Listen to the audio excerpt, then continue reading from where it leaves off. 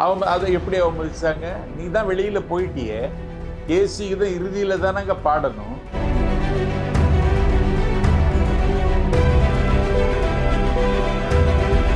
ஏன் தெரியாது? அப்ப ஆளுநர் பொறுப்பில் இருக்க கூடாதுல்ல நீ?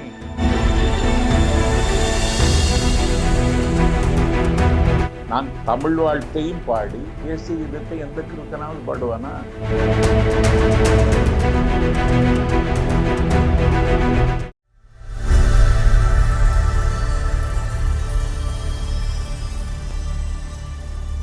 அகரம் நேயர்களுக்கு வணக்கம். இன்று நம்மோடு நேர்காணலில் இருந்திருக்கக்கூடிய சிறப்பு விருந்தினர் எழுத்தாளர் மற்றும் அரசியல் விமர்சகர் திருமிகு நாஞ்சில் சம்பத் அவர்கள். வணக்கம் சார். வணக்கம். ஆளுநர் நேத்து பேரவை கூட்டத்தை புறக்கணிச்சுட்டு போயிருந்திருக்கிறாரு. அதை ஒட்டி இன்னைக்கு திமுக ஆர்ப்பாட்டங்கள் நடத்தி இருக்கிறாங்க. எப்படி பாக்குறீங்க இந்த விஷயம்? ஒரு கான்ஸ்டிடியூஷனல் அத்தாரிட்டி என்கிற உயரமான பொறுப்பில் இருக்கிறவர் ஒரு தரங்கட்ட முறையில் நேற்றைக்கு சட்டப்பேரவையில் நடந்து கொண்டார். அவர் முன்கூட்டியே வாசிக்கக்கூடாது என்று முடிவெடுத்து விட்டுத்தான் சட்டமன்றத்திற்குள் வந்தார். சாக்கு போக்குக்கு ஏதாவது சொல்ல வேண்டும் என்று கருதி ஆளுநர் உரை தொடங்குவதற்கு முன்பும் தேசிய கீதம் பாட வேண்டும், ஆளுநர் உரை முடிந்த பிறகும் தேசிய கீதம் பாட வேண்டும், இசைக்க வேண்டும் என்று அவர் சொன்னது காலம் காலமாக தமிழ்நாடு அரசு, தமிழக சட்டமன்றம் பின்பற்றி வரக்கூடிய மரபுக்கு மாறானது. ஆகவே எங்கள் மரபின் மீது ஒரு அத்துமீறலையும் ஆக்கிரமிப்பையும் நிகழ்த்தியிருக்கிறார்.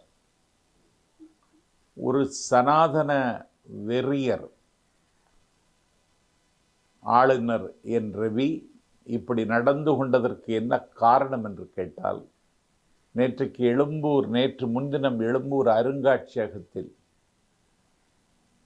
ஆரிய கலாச்சாரத்திற்கு முன்பு உள்ள கலாச்சாரம், நாகரிகம், திராவிட நாகரிகம் என்று நிறுவிய சர் ஜான் மார்ஷல் அவர்களின் சிலை வைக்கப்படும் என்று முதலமைச்சர் அறிவித்ததும், ஒரு திராவிட நாகரிக எழுத்துக்கள், சிந்துவெளி நாகரிக எழுத்துக்களை ஆய்வு செய்து யார் எனக்கு தருகிறார்களோ அவர்களுக்கு $1 மில்லியன் பரிசு வழங்கப்படும் என்று அறிவித்ததும்,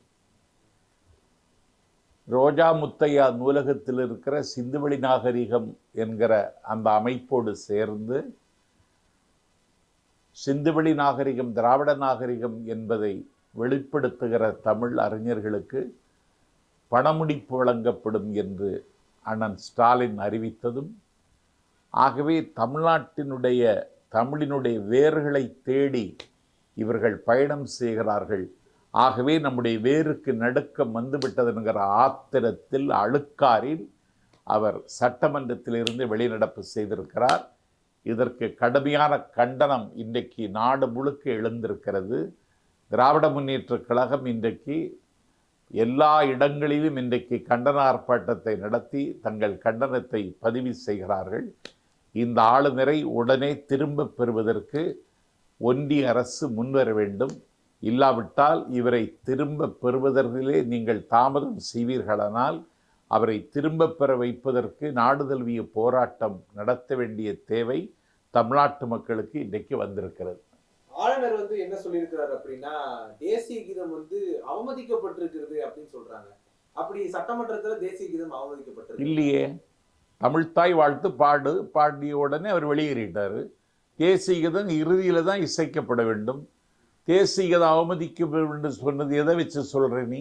அவர் வெளியே போயிருக்கிறார் இல்லைங்களா? புறக்கணிச்சு வெளியே போயிருக்காரு. ஆமா, வெளியே போன உடனே ட்வீட் போறாரு, இந்த மாதிரி தேசிய கீதத்தை அவமதிச்சிருக்காங்க. அதை எப்படி அவமதிச்சாங்க? நீ தான் வெளியில போயிட்டியே, தேசிய கீதம் இறுதியில தானங்க பாடணும். அப்ப இப்படி சொல்றதே சந்தடி சாக்கில் ஏதாவது சொல்லி சமாளிக்கலான்னு பாக்குறாரு. நீங்கள் என்ன பெரிய தேச பக்தர்களா? நீ இந்த நாட்டினுடைய விடுதலைக்கு பாடுபட்டவனா? நீ இந்த நாட்டில் தேசத்திற்காக ஏதாவது தியாகம் செய்தவனா? உனக்கும் தேச விடுதலையை பற்றி பேச என்ன யோகியதை இருக்கு? தேசிய கீதத்தை இந்த நாட்டில் திராவிடனல் திருநாடும் என்று ஒரு நிகழ்ச்சியில அதை பாடாமலே புறக்கணிக்கும் பொழுது நீ எங்க போயிருந்த? அன்னைக்கு அதை தடுத்து நிறுத்தறியா? ஒழுங்கா பாடு, முழுமையா பாடுன்னு சொன்னிய? நீ சொல்லலையே. அப்போ உனக்கு என்ன தேசிய கீதத்துக்கு மேல உனக்கு என்ன அப்படி பற்று? ஆகவே இந்த நாடகமெல்லாம் எடுபடாது. அதுக்கு தானே சொன்னாரு, அது தெரியாம நடந்த ஒரு விஷயம் தானே சொன்னாரு. ஏன் தெரியாது? அப்ப ஆளுநர் பொறுப்பில் இருக்க கூடாதுல்ல? நீ தேசிய கீதத்தையே தமிழ் வாழ்த்து பாடலையே ஒழுங்காக பாட முடியாத இடத்துல நீ எதுக்கு இருந்த? வெளியேறி இருக்கணும்ல. நீ சட்டமன்றத்தை விட்டு வெளியேறி தமிழ்நாட்டை விட்டு வெளியேறு. அதான் மக்களுடைய குரல் இன்னைக்கு. அதுவும் இல்லாம இந்த அண்ணா பல்கலைக்கழக விவகாரத்தை பற்றி விவாதிப்பதற்காக தான் நேற்று சட்டப்பேரவை கூட்டம் கூடுச்சு அப்படின்னு சொல்றாங்க. ஒருவேளை ஆளுநர் புறக்கணிச்சுட்டு வெளியேறினது அப்படிங்கிறது இந்த விஷயத்தை பத்தி அவரு டிஸ்கஸ் செய்யவே விரும்பல அப்படிங்கறதுனால தான் வெளியேறுகிறாங்க அப்படிங்கிற மாதிரி விமர்சனம் வந்திருக்கிறது. அதை எப்படி பார்க்க? அவருக்கு முன்னாடி விமர்சிக்க வேண்டிய தேவை வராது. அவரு ஆளுநர் உரையை படிச்சுட்டு போயிடணும். அதுக்கப்புறம் சபையில் இருக்க வேண்டிய தேவை கிடையாது, இருக்கவும் கூடாது. ஆளுநர் உரை வாசிக்கிற சடங்கு மட்டும்தான். ஆகவே இது குறித்து விவாதித்ததற்கு அவர் சபையில் இருக்க வேண்டிய தேவையும் கிடையாது, அப்படி இருக்க வேண்டியதுக்கு கட்டாயமும் கிடையாது. இல்ல, அவருக்கு வந்து அவர் புறக்கணிச்சதுக்கான காரணம் இதுவா இருக்குன்னு ஒரு யூகத்துல சொல்றாங்க, விமர்சனம் சொல்றாங்க. அதாவது ஆளுநருக்கு இந்த அண்ணா பல்கலைக்கழக விவகாரத்தை விவாதிக்கவே அவருக்கு விருப்பம் இல்லை அப்படிங்கிற மாதிரி. விவாதிக்க விருப்பம் இல்லைன்னு ஏன் சொல்றாரு? அதுக்கு என்ன காரணம்? ஏன்னா யார் அந்த சார் அப்படின்னு ஒரு பல்கலைக்கழகத்தினுடைய வேந்தர் யாரு? ஆளுநர் அவர்கள். அப்ப அவர் தானே இதுக்கு பொறுப்பேற்றுக்கணும். ஜனநாயகத்தில் எல்லாவற்றையும் விவாதிக்கணும். Right to differ, right to criticise. எல்லாவற்றையும் விமர்சனம் செய்ய வேண்டும். விமர்சனம் வந்தால் அந்த விமர்சனத்தை எதிர்கொள்வதற்கு திராவிட முன்னேற்ற கழகத்தின் அரசு தயாராக இருக்கிறது. ஆனால் எதிர்க்கட்சி தலைவர் தயார் இல்லை. சபாநாயகர் திரு அப்பாவு அவர்கள் ஒருதலை பட்சமா நடந்துக்கிறாரு அப்படிங்கிற மாதிரி ஒரு விமர்சனத்தை பாஜகவுடைய எம்எல்ஏ இருக்கக்கூடிய வானதி சீனிவாசன் அவர்கள் தெரிவிச்சிருக்கிறாங்க. ஒருதலை பட்சம்னா என்ன நடக்கும்? அதாவது ஆளுங்கட்சிக்கு சார்பாக தான் அவர் இருக்கிறாரு, சபாநாயகர் விதியை அவர் மீறாரு. எந்த விதியும் அவர் மீறலையே. இல்ல, அவர் திமுக அரசுக்கு ஆதரவாகத்தான் இருக்கிறாரு அப்படிங்கிற. அவரு திமுக தானே. வானதி என்ன தெரியுமா?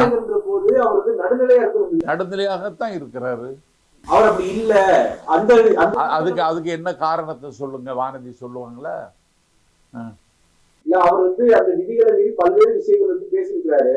திமுக ஆதரவாக தான் நிலைப்பாடு எடுத்திருக்காரு. திமுக ஆதரவா தான் இருப்பார் அவரு. திமுக ஆதரவா தான் இருக்கணும். திமுகவை காட்டி கொடுக்கணுமா? நடுநிலையாக தான் நடந்துகிறாரு. அவர் ஒரு ஆசிரியர், காலத்தால் மூத்தவர், நல்ல அரசியல் தெரிந்தவர், விவாத அரங்குகளில் வெட்டென்று துண்டரென்று சொல்லுகிறவர், அறிவார்ந்த தளத்தில் இயங்குகிறவர். வானதி அவருக்கு உபதேசம் செய்யக்கூடிய நிலைமையில அப்பாவு அவர்கள் இல்லை. இந்த வெளிநடப்பு அப்படிங்கிறது கூட பாஜக செஞ்சிருக்கிறது காரணம் என்னன்னா, ஆளுநர் முன்னிலையில தேசிய கீதம் அவமதிக்கப்பட்டிருக்கிறது அப்படிங்கிறத சொல்லி அவங்க மேலும் என்ன சொல்றாங்க அப்படின்னா, இதுல மட்டும் எப்படி விதிமீறல் பாக்குறீங்க? நீங்க எத்தனையோ ஒரு விதியை மீறி இருக்கீங்க, ஆனா தேசிய கீதம் 2 முறை பாடினா என்ன அப்படிங்கிற எப்படி பாட முடியும்? நான் தமிழ் வாழ்த்தையும் பாடி தேசிய கீதத்தை எந்த கிறுக்கனாவது பாடுவானா? தொடக்கம் தமிழ் வாழ்த்து, முடிவு மங்களமாக தேசிய கீதம். இதுதான் மரபு. தேசிய கீதத்தையும் தமிழ் வாழ்த்தை முதல்ல பாட வேண்டிய தேவை வராது. முடிக்கிறதுக்கு தான் தேசிய கீதம். எல்லா அரசு நிகழ்ச்சியிலையும் தேசிய கீதம் கடைசியில தான் பாடுவாங்க. இது வானதிக்கு தெரியாதா? இதுதான் மரபு. மரபை மாற்ற சொன்னா நாங்க எப்படி மாற்றுவோம்? நீங்க ஏதோ பாராளுமன்றத்தில் வச்சுக்கிடுங்க. இந்த வேலையெல்லாம் தமிழ்நாடு சட்டமன்றத்தில் வச்சுக்கிடாதீங்க. உங்களுடைய நேரத்தை ஒதுக்கி கூட கருத்துல பண்ணுவீங்களா? அகரம் தொடங்கி இருக்கிறீர்கள். அகரம் சிகரத்தை தொட வாழ்த்துக்கள்.